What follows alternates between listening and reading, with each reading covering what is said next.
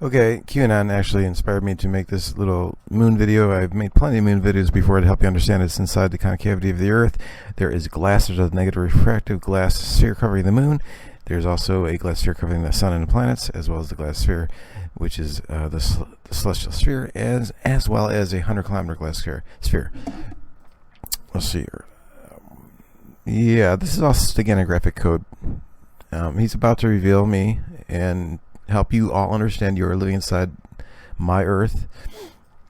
And what I want to do, let's see, full moon coming, yeah, it's what was that, June 28th, 29th, something like that.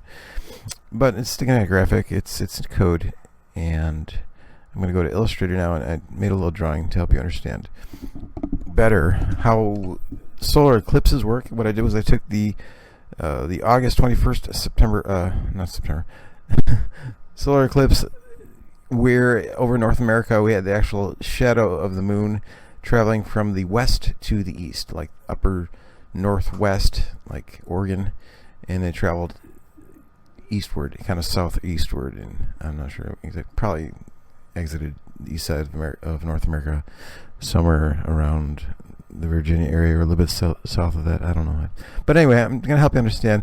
It really is the negative refractive glass that's covering the moon, the glass sphere that's covering the moon. So you see that red circle there? That is actually the indication of the glass moon sphere that's covering the moon. If I zoom in real close, you'll see over here I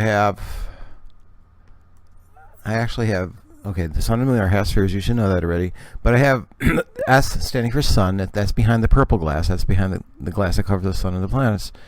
And then you have the M for the moon, where I have actually 3 different locations of the moon, depending on what latitude you are at, where you are observing the moon. So one is at negative 11.88. One is negative 12.6. One is negative 13.27.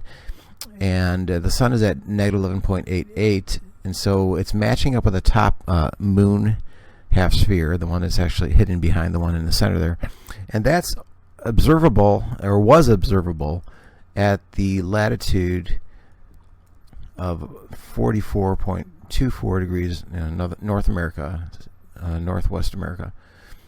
And you see here, what else I got here? Okay, that's where the sun declination and the moon declination were matching. That's where the eclipse happened, the solar eclipse. And you got to understand how the bending light works actually within the Earth. It gives you the illusion that you think the light is straight, but it's not, obviously. You can watch my splitting the celestial sphere video to understand that it's the Earth is the sun. There's an antenna in the center of the Earth, and that is the octahedron. And in the center of the octahedron, we have the permafield. And that's where it's originating from. The light is shooting up northward, up through the northern apex of the octahedron, and then it's bending around back. You see that white bending line like that, and then it actually goes through the glass surrounding the sun. I'm sorry, I made a typo here. This is the celestial sphere glass.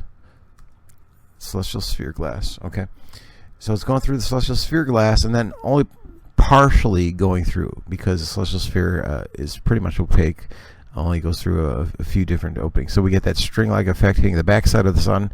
Backside of the sun is flat and dark. So the moon on the top there, the negative 11.88, is observable. That's the eclipse part. They're lining up with the declination of the sun, negative 11.88, at that positive 40, what did I say, 45, 44. 44.24 north. So longitude is not really important in this video. It's just I'm basically just showing 3 different latitudinal locations at the same longitude. So that's the one there. I have the altitude of the moon and the altitude of the sun viewable. Actually, it's basically the same. 40.41 versus 40.42, but it's going to be, if it's making an eclipse, actually it should be the same. So let's just make that 42. Okay. And so I have another latitude location at the equator, And the pizza's here. Somebody knocked on the door. And we have the declination of the sun at negative 11.87 and the moon at negative 12.6. You see there's a difference there. And that's the reason why we cannot... Oh, I had to give him cash. We cannot observe an eclipse wherever we are within the Earth. It has to be at a specific lat-long location. And so because we decreased the latitude here to 0, it actually altered the declination of the moon, but it kept the sun the same. You see, that's because the sun is behind a positive refractive glass.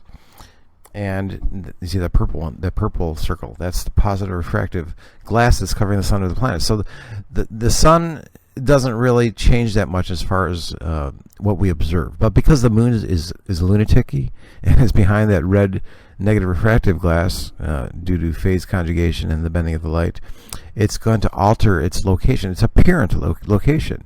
And as I showed you before in the past, I showed you how the actual crescent or the terminator line of the moon will change based upon the negative refractive element placed through it. And so that's why that is happening. That's also why the apogee and the perigee are reversed. What you think is the apogee is actually the perigee. And that's also why the moon tends to apparently be a little bit flatter than what cosmologists think is spherical. It's not quite looking spherical, basically. And so that negative refraction is why the moon is loony, and it's because of that. So what I have here, when you're at a 0 degree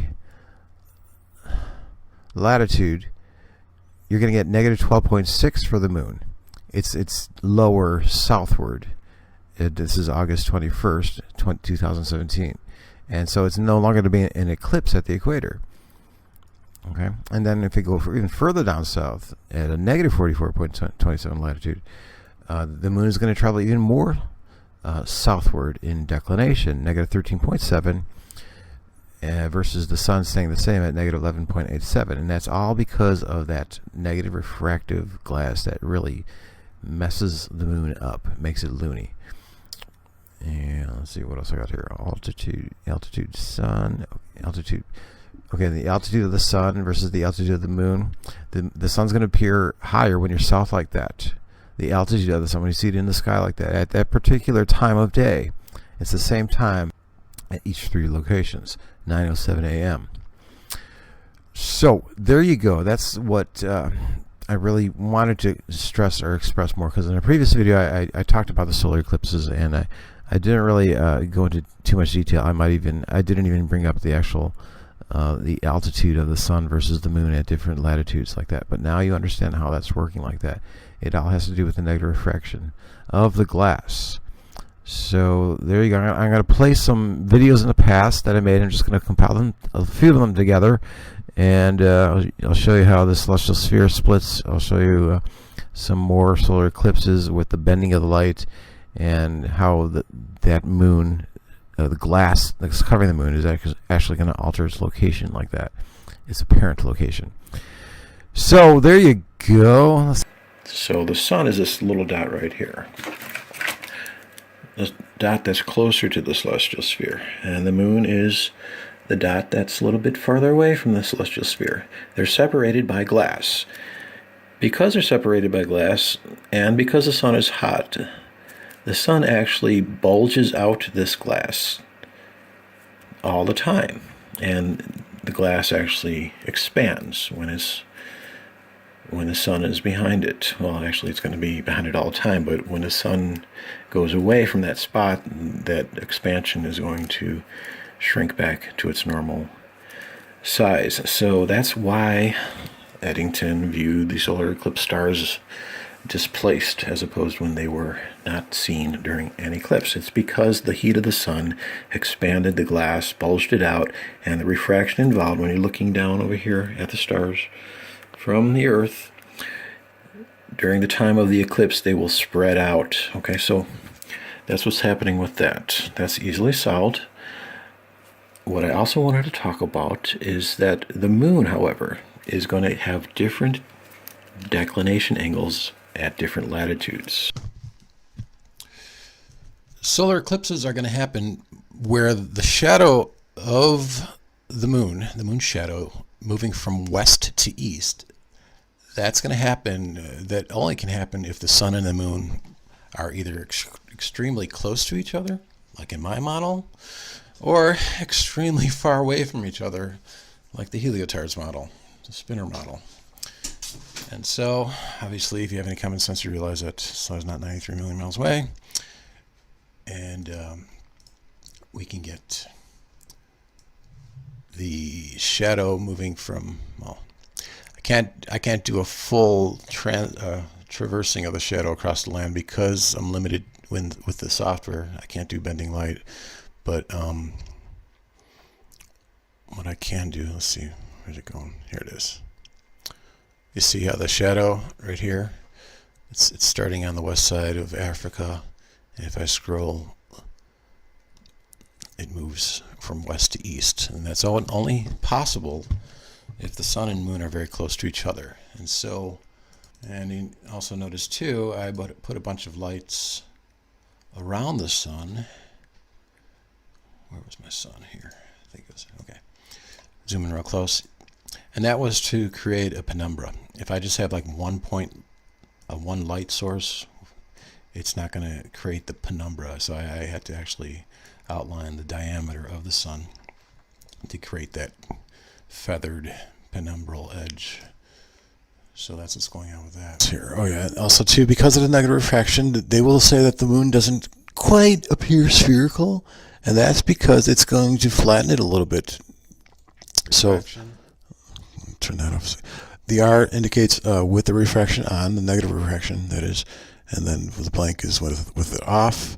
So that means we normally see the moon with it on like that, so it looks kind of flattened like that. That's another indication the negative refraction is going on. Also, too, the actual phases of the moon, or the terminators. The terminator, when the sun is actually closer to the moon like that, because of the negative refraction, it's going to make the terminator line, or the terminator line skinnier, basically. So the focal length is 250 millimeters, and the camera. Mute that for a second. This is with negative refraction, and the sun is actually quite close in angle to the moon. And if I turned off the negative refraction, we would normally see it like that. And so that's greatly affecting the way in which we view the moon. Even though it's quite near to the sun, we don't get that. Even though it's, as the full moon starts getting further away from the sun, it's going to take a while, like a day or two, before we start seeing any semblance of illumination on one of the limbs, basically. Well, I also wanted to mention we're operating here on bending light, obviously.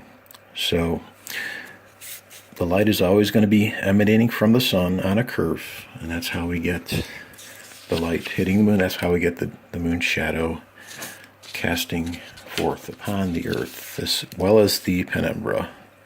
And the moon the sun and the moon are obviously very close to each other. That is also how we're getting the west to east movement of the moon shadow. So if this is North America over here,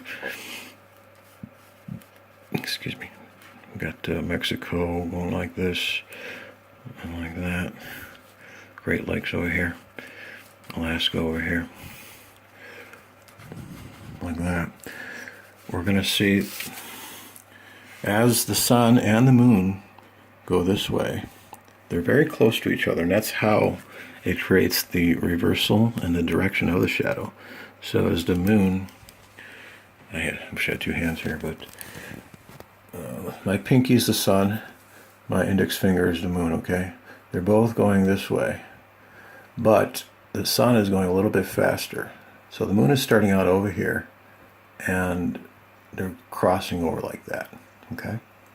Like that, crossing. But they're very close to each other, and that's what causes the reversal in the shadow. So my moon is going to be projecting its shadow initially over here, but as the sun is faster, they're both going that way, the shadow gets cast down over there. It's all on a curve like that too, okay? So now that you understand that, we understand how the shadow starts over here and it goes that way. It goes eastward. Okay, now I just want to talk a little bit about the differences between my model and the heliocentric model of the sun and the moon. Let's compare and contrast the sun and the moon. Well, let's start with the heliocentric model first. Initially, we have different sizes of the sun and the moon being about 2,000 miles wide versus the sun being 864,000 miles wide, which equates to about 391 times larger than the moon. And happy coincidence-wise, they will tell you it's a happy coincidence. Extremely rare, but it's a happy coincidence. It's unprecedented as a coincidence how the sun and moon appear the same size in the sky, because the sun is allegedly 400 times farther away than the moon. That should raise a big red flag for you initially. Okay.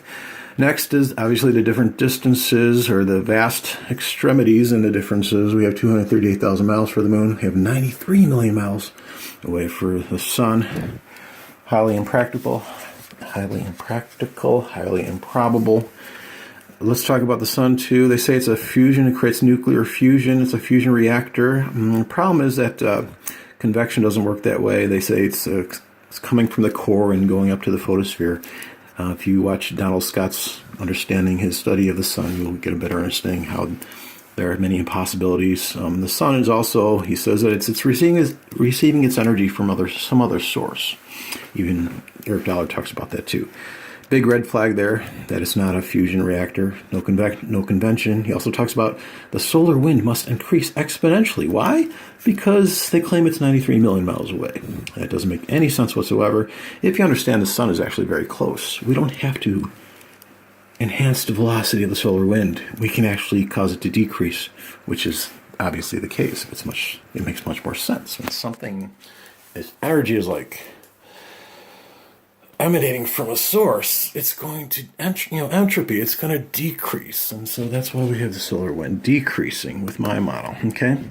The solar corona is much too hot, and the corona is going to be outside. The photosphere is the surface of the sun. Why am I showing my face?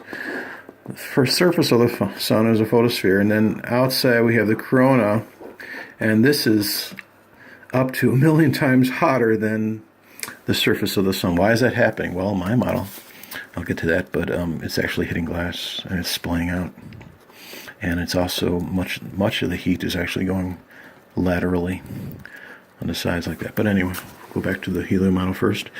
No connection of the lateral magnetic flux lines. That's a big problem for helioseismologists. They have these magnetic flux lines going out like this, but they're not reconnecting. They say, it's just going on infinitely, up to 4.5 billion years of time go on, and they just keep going. So there's no loop, there's no connection, no loop. When you have something magnetic, a magnet, obviously a bar magnet is going to connect. The north and south poles are going to connect, right? We have a connection here. We don't have a connection here, no connection. That's why this helio sun model is not realistic. Okay, the moon. Problems with the moon. We have the moon illusion that's never been explained. I explain it perfectly if you understand that the moon is actually farther away from us, and the glass sky is enhancing the refraction of the moon, and also because when we look laterally to the horizon as opposed to looking up, we get more red light. Here's my purple pen. Somewhere around here. Oh well. But anyway, red light is faster. Red light is faster than violet. And so even though the moon is farther away physically at the horizon than at the zenith, the light reaches our eye faster, and it actually equalizes the angular size, the apparent angular size of the moon and the sun. Perfect divine illusion at play there. Okay, so back here, why is the moon flattened? It's like egg-shaped, they will tell you, and I explain it perfectly with the understanding that we're seeing the moon behind a negative refractive glass sphere, which is actually transposing the vicinity. The apogee and the perigee actually work conversely. When the moon is actually physically close to us, it actually appears smaller in the sky, and conversely, when it's farther away, we would call that the apogee, but it's actually the perigee, and it actually enlarges because of the magnification of the negative refractive glass. And that also has to do with phase conjugation. Watch Dan Winter if you want to understand more about that. And wave coherence, phi ratio, octahedral symmetry. It all has to do with the fact that there is an octahedron in the center of the Earth. Okay, this is all making perfect sense. Okay, why the moon and the helium model? Why is there Lambertian illumination? Like during a full moon, the moon will appear kind of flat because there is no gradation of the shadows on the sides. And they'll say, well, the surface is Lambertian. Well, it makes more sense if the moon is actually being flooded with light on the anti-solar region, or the opposite illumination zone within, as the light from the sun. If this is the top and the moon's on the bottom here, and the celestial sphere is between us, the light bends around and it floods that illumination zone, that anti-solar illumination zone. That's why we get the flattening, the no radiation shadows of the moon. And also, why is tidal locking evident? Tidal locking, come on, really? The moon it's rotating, but we're only seeing the same side. And you're gonna call it gravity is bullshit, guys. No, I don't even have to write that. It's bullshit. Ether is what's the true force. So big problems with this understanding of the sun and moon, as opposed to perfect, beautiful, harmonious coherence at play with my model. Okay, we got the same size. The sun and moon are actually literally physically the same size. Two halves of one sphere. Initially, somehow, I believe, with crystal field theory, if you watch my video about that, we have octahedral crystal field theory. We have the ligands converging in the center, and they create a spherical energy bubble. And so we have a north side and a south side. And so somehow they bifurcated, the sun and the moon, sun on top, moon on the bottom. They split, and they possibly shot up out to the north. Maybe they shot up both. Maybe they both shot up. Hold on, I'm not even showing my hand here.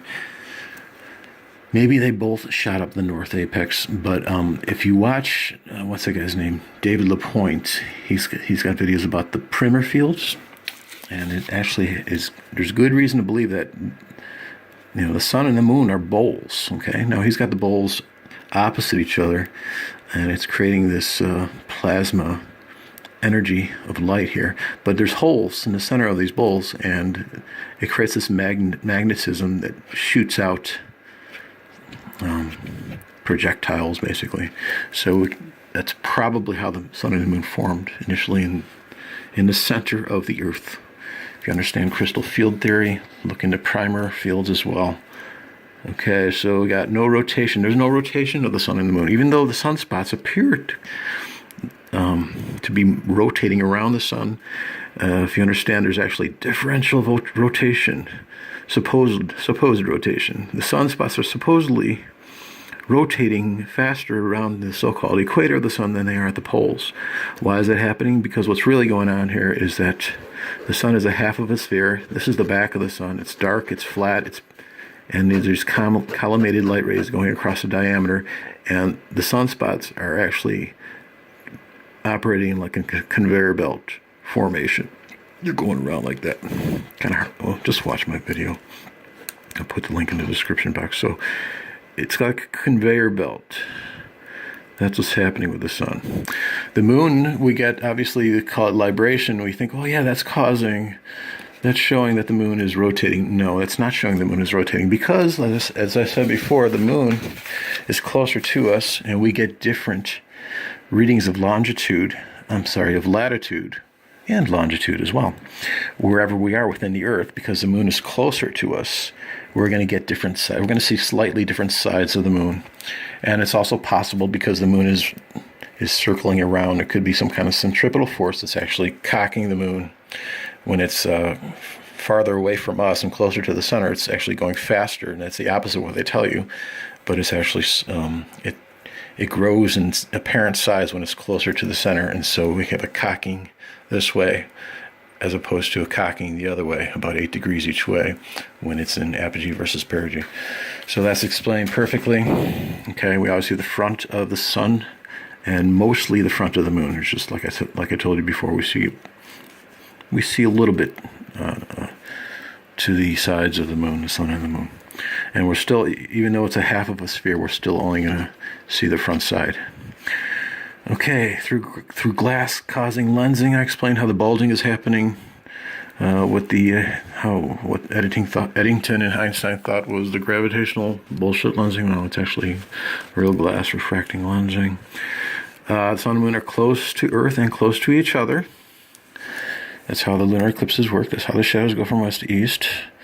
Electromagnetic sun makes perfect sense. Now, you're going to watch my video. It's coming up. It's going to be ready in about a day or so. But I talk about how there's a connection here. Okay, we have the sun, we have the celestial sphere, we have the sun, we have the octahedron, we have the north side of the octahedron. The light is coming up, high arm. Okay, ran out of memory in the phone, so I had to delete a file. But I was talking about how there's an actual connection here, okay? We have the octahedron here, okay? We have the high arm of light shooting straight out from the top. We see that with the Seymour radar imagery, okay? It bends back down like that, and it plugs into the back of the sun. The flat back dark side of the sun. There's collimated light rays here, okay? That's where the sunlight splays out like that, okay? There's a glass sphere over here, and there's this menorah effect happening because there's actually a series of laminated glass here that's increasing the amount of refraction. And it bends out like that with the electromagnetism working as well. The moon sphere is here, and that's how we get the moon phases. That's how we get the extreme curvature of light. Even though like a day after a new moon, if a new moon is over here, the moon is still going to be dark because the light is there's the glass sphere. The light is bending around. It's creating the menorah effect. Watch my video where I talk about the menorah effect. Okay, so this is what I'm talking about in my new video here. But I talk about how this light actually comes out like that, and it actually part of the light actually converges and it creates this onion shape. So John Lennon glass onion, I mean, that's all. I don't know why I'm showing you this now. You should watch my video. You know what? Maybe I'll release this after I release my glass onion video. And so anyway, the light converges like that. Some of the light. Other parts of the light, depending on what part of the roundness of the front side of the sun the light is coming from, it's going to bend out at different directions. So that's how it hits the moon. That's how it also goes out in the back, and it returns around like that. So we have this formation of light, kind of like a beetle. And we got the onion effect here. We got the dovetail joint here. Okay. And so it comes around like that. And obviously this side of the earth is illuminated, so that light is not returning. It's getting cut off here, the termination line, right? It's terminating here. But the light that is not terminating, where the angle of incidence is too obtuse, it returns around. It returns back, and it plugs back in. All the light plugs back into the celestial sphere. Remember the bent back tulips? You'll see that. Actually, you've already saw that because I'm not going to release this video until afterwards. But it's all returning. It's hitting the celestial sphere perpendicularly, okay? Lady Madonna trying to make ends meet, but she can't. There's a hole. Is that saying she's a whore? I don't know. But there's a hole there. So the light returns, okay? And now, if there's a primer field bowl thingamajigger here, watch David LaPointe, his primer fields. We have two bowls with holes in them, right? Creating this plasma illumination zone. But also, he talks about inside the bowls, he calls it the containment dome. Containment domes. That could be how the sun and moon were actually formed. So we have the sun on this side and the moon on that side. They're both bowls. And then they shot up. Remember, he talks about how the magnets get shot up like that? Pew! Sun goes out through the top of the octahedron. The moon goes out through the bottom. That's how the sun and the moon were probably formed. Okay? And so, but we have a reconnection here. So the light all the light goes back to the center. All the light returns back to the center through this primer field mechanism, and then the light gets shot back up to the north side of the octahedron, the north apex, the eye of the pyramid, and we complete the circuit. The circuit is complete like this. On the Helios side, there's no completion of the circuit. It doesn't work. This is what works. Also, I wanted to explain part one before I got cut off. I forgot to tell you that within the moon illusion, how it's explained in my model is because, like, if you look upside down 3 legs at the full moon at the horizon, that illusion is going to go away because the moon is actually inverted. It's literally inverted within my model. Okay, so if you're standing here and the moon is here, you're standing here and you're looking at the moon like that, obviously, if this side is up and this side becomes up, so it's an inversion happening. Okay, so there you go. This solidifies that my model is the most accurate model of the universe there is. Okay, there's no, this hands down, it's a slam dunk. Everything works perfectly resolved. So welcome to LSC Earth. Okay, this is a more polished version of the solar eclipses within LSC Earth. Previous video I made, I forgot to change the orbit of the moon because we're looking at the side view, so let's bring that up here and we'll see the horizontal blue lines that indicates the moon's cylindrical orbit, and the horizontal dotted yellow lines indicates the sun's cylindrical orbit. And as I mentioned previously, I indicated these little shoot zones with these orange lines. So whatever latitude you are at, you're looking at the sun through this little scope zone. So if you're over here, let's say this is at like negative, I don't know, 8 degrees. Or actually this is negative 23.5, I'm sorry. And the sun is directly in front of the moon is directly in front of the sun. We're going to get a shading right there. However, if the moon is a little bit lower in declination in this little illumination zone, it's going to carry the moon shadow at a more extreme latitude. So I brought that into 3D here. And so I morphed the moon shadow so you can better visualize what's going on here. As you see, as I scroll across the timeline, the shading is morphing, and the declination of the moon within that illumination zone is really critical as to where it's going to project the shadow on the Earth. If it's a little bit lower in that zone, it's going to project it like that. Let's say the sun, like I'm actually rotating the sun as well here, so this is like, maybe this is like, I don't know, negative 10 degrees or so. And if I scroll it a little bit more, it's going to get more extreme like that. And that's how we're going to be able to pick up a shade zone in the very southern polar regions, or the northern. I just did the southern for this video.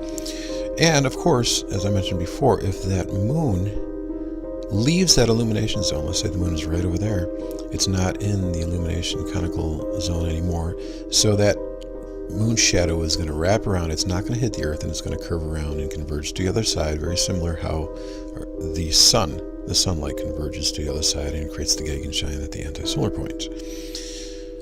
So there you go. I think this helps visualize what is going on with the solar eclipses inside the concave cellular LSC Earth.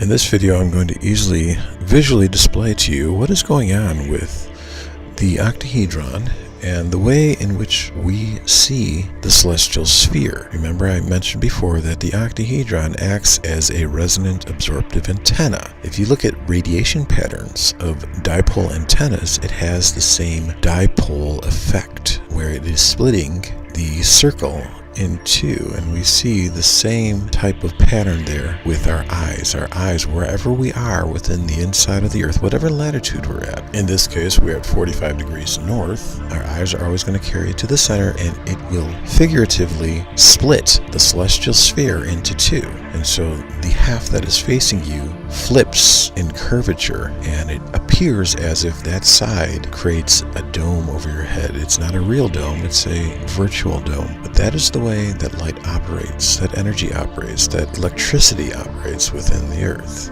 That resonant absorptive energy that sucks the light up toward the center will always intersect the celestial sphere perpendicularly. That is what creates the sun and the moon inversion. We think the sun is straight across, however, it is curled upward and inverted. Light is always bending up toward the center, wherever you are within the Earth. Horizontal dipole radio energy will always bend upward from the ground. This is the illusion that the secret of the universe holds, and I have just revealed it to you, and I helped you understand what is really going on here. Once again, there is no other model that makes more sense than the LSC Earth model.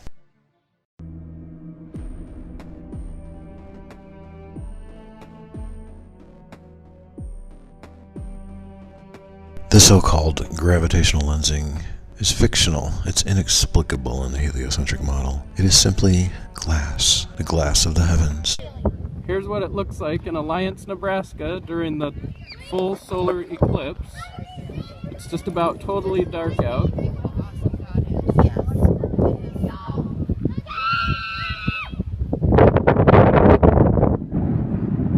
Here's what the sun looks like. It's pretty odd.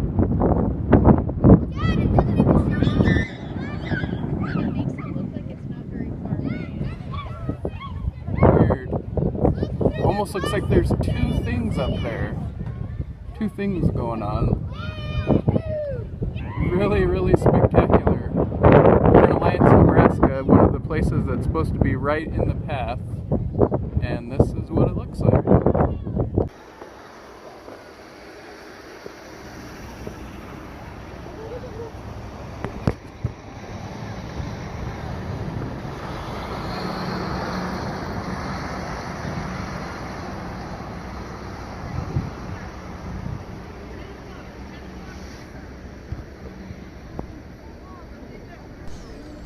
So what exactly was that object that we saw in the sky during the solar eclipse on August 21st? Gee, was it Nibiru? Nibiru is part of I would say, a government PSYOP, second net operation to give the questionable people, skeptical people, a false alternative about what's really going on. And the fact that I've been telling you for over a decade that there is glass in the sky, we can actually see the projection of the eclipse on the glass itself. Alright, it's coming back. When the sun is not quite as illuminated like that, it's able to project itself, and we see a reflection of the sun and moon on the glass sky. So that's what's really going on, ladies and gentlemen.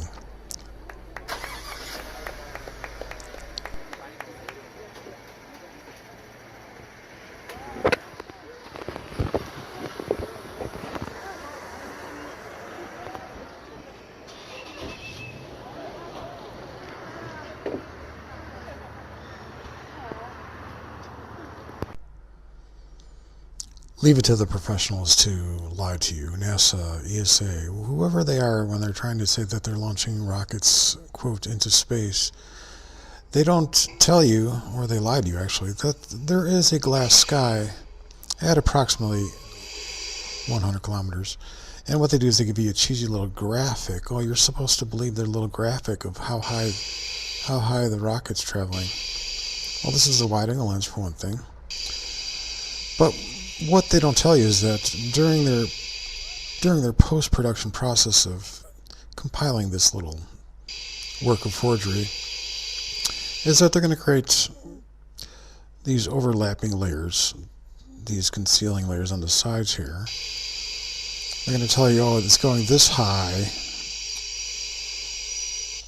and they get to a point where they say they cross the Kármán line. Obviously, I told you before that Kármán held up glasses to give you a clue that there is a glass sky at approximately 100 kilometers high. And so this rocket is spinning for a while, and it gets to a point where they say it engages its destabilizers, which is probably true, so it does stop spinning for the most part. 62 miles high, crosses Kármán. Oh, and actually, no, it hasn't crossed the Kármán line because it's made out of glass. They can't get higher than the Kármán line, ladies and gentlemen. So what they're doing here, I'll show you in a minute here. Okay, the stabilizers went into deployment.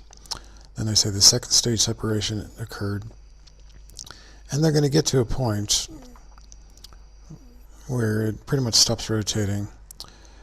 And if you look at the little graph, they're going to speed up. Oh, lens flare, interesting. They're going to speed up the footage, I think at 25 times Nose cone ejected. Now if you look at the imagery on the bottom left here, what they did in post-production is they used a spherized filter similar to one in After Effects to give you the illusion that it's actually ascending higher. You see the little dot here on the top left here. Look right now. That's where they used the spherized filter. And so they edited it somehow to give you the illusion that you're going higher than you actually are. Oh, loss of camera on the left. Interesting. So if you go back a little bit here, they're saying they got up to 178 miles. Interesting. But all the while, from approximately what they say, maybe that's about what they say here, approximately, I don't know, maybe 120 miles to 178 miles, there's no movement left or right. There's no turning of the rocket. It's just a spherized filter. That's what they're doing, ladies and gentlemen. They're faking this shit. This is why this shit is not meant for private use. They have agencies, NASA, ESA, that obviously they want to give you the illusion that they're going higher than they actually really are, because rockets are supposed to go high, right? And so it's a big money-making operation, a big scamming operation, and it is prophesied that the hail will sweep away the refuge of lies. There's so many lies. You don't have to take my word for it. Just look at all the bullshit that NASA did with the moon landings and the Mars rover landings. This is another one of their scamming operations. They say that they're going above the glass sky, the Kármán line, but they're not. They're just faking this bullshit. That's why this stuff is only privileged by private organizations. So now it's coming down. Yeah, they lost the camera. You got some. That looks like an After Effects filter, and now it's coming down. So, ladies and gentlemen, there is a glass sky. Don't be fooled by the psyop. They're just looking out to make money and trying to fool the public as much as they can to believe that you're living on a rotating globe that's hurtling through space very fast. But the truth of the matter is, you're inside the concave sphere. Light is bending upward. There is an octahedron in the center that acts as a resonant absorptive antenna, which bends the light upward more than the actual curvature of the Earth. Thanks for watching. The refraction caused by the heat of the sun bulging out the glass that is covering the sun and displacing the apparent position of the stars. What we're looking at, obviously, is a moon in front of the sun with background stars.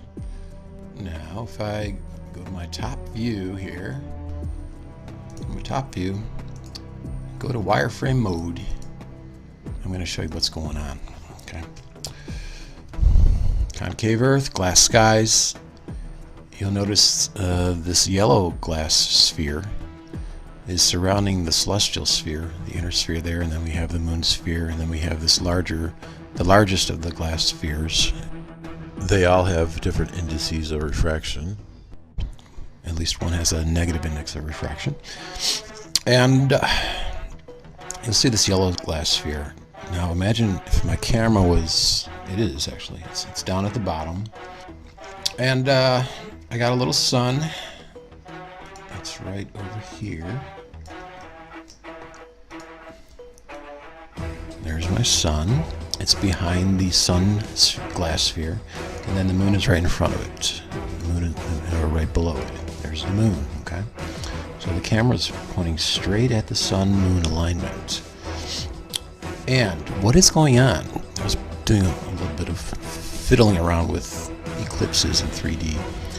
And what is happening is that because the sun is, obviously it's hot, it's going to generate heat and it's going to create thermal expansion of the glass sphere that it's behind. And so it's going to create a bulging. And so let's get that bulging. Right now I have the bulge on the opposite side. You see at the top there's a little bulge. And so if I turn that around, rotate it, so it's directly in front of the sun. Now the bulge is right in front of the sun over here. And now we can look through with our camera with the refraction turned on. There's a refraction. Now it's off. Now it's on. So we're always looking at the sun and the moon through glass with refraction. That bulge is actually going to displace the background stars, and that's exactly what they observed, Eddington and Einstein, is that the background stars were displaced as if looking through a glass. Wine glass, yeah, that's the ticket. So what I'm going to do is I'm going to rotate that glass sphere so it's behind again, so we're not looking through the bulge, and you'll see the difference. I'm going to just toggle 180 degrees like that, and then I'll go back to 0. You see the displacement of the stars? That's all that's happening. Thermal expansion is happening. When you look at a nebula, let's use a regular atmospheric cloud for a reference object. Which dimension seems more believable? 50 million light years across, or about the size of a cloud? Nebula means cloud. The truth is hidden in plain sight. The stars are close. They have to be close. The concept of light year is fiction. They have to conjure up prodigious distances in order for their model to work. But common sense tells you it cannot work. We see the stars. The stars are close, very close. The stars are small, very small. The stars are behind glass. The glass has a bumpy surface to it, damaged after the flood. Glass causes chromatic aberration. The different fringing of the bumpy surface causes different redshift readings. Redshift of galaxies is simply chromatic aberration of the glass encompassing the stars. The spiral pattern of galaxies are simply indications of drainage. The celestial sphere contained water. The water came pouring out when the windows of heaven were opened. Stars are formed by a process of sonoluminescence, extremely hot sound bubbles. Because they are bubbles, there is not much mass detected in stars, but rather mass is detected in the area surrounding the stars, otherwise known as dark matter. Dark matter is simply dark waters or liquids, as recorded in the scriptures and confirmed in recent scientific studies. During the time of the flood, the stars clustered together and they melted holes through the glass firmament. Water and sand came pouring down to earth. Because of the frigid temperatures, the windows of heaven congealed back together, leaving a spiral remnant of the drainage. Hidden in plain sight, the glass is detected by comets. In photography, a glass anomaly is created by the lens called coma aberration, named after a comet. When we view a comet in the sky, it is because the sunlight is hitting the comet at an oblique angle as it is immersed in the plasma field above the glass. There is birefringence to the glass, which splits the tail in two. Sagittal astigmatism, tangential astigmatism, coma aberration are all clear indications that there is glass in the sky, hidden in plain sight. The curvature of the comet's tail is a clear indication that light is bending. It should not be any surprise to anyone that they had found Star Trek-like invisible shields thousands of miles above Earth, where they say it's almost like these electrons are running into a glass wall in space. But there is most likely at least 3 concentric spheres of glass in the Earth, apart from the main celestial sphere. This is detected easily by viewing the 22nd degree halo and the 46th degree halo, and understanding that there is a much lower glass at approximately 100 kilometers. Hidden in plain sight once again, we can understand that there is glass at 100 kilometers based upon upper atmospheric lightning hitting a ceiling at 100 kilometers. We also can understand that auroras bottom out at 100 kilometers. Radio wave propagation reflects off the ionosphere at 100 kilometers. The height of the Schumann resonance is at 100 kilometers. Scientists say that sporadic meteoroids are bouncing off the atmosphere, the sporadic E layer of the ionosphere, the neutral density layer of the ionosphere, like bugs hitting a windshield at 100 kilometers. Coincidence? It's plowing up this debris, Yeah. just like a bug on a windshield effect. Just like a bug on a windshield effect. Just like a bug on a windshield effect.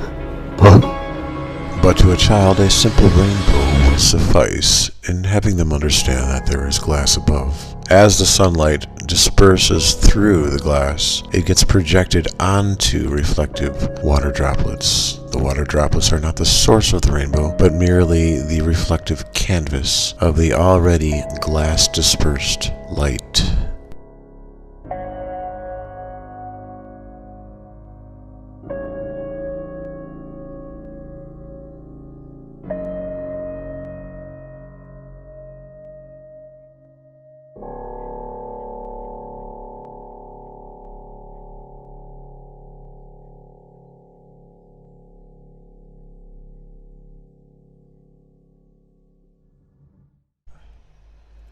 Now, for the past 14 and a half years or more, I've been telling people that the Earth is concave and there's a layer of glass at the sky at 100 kilometers, lo and behold.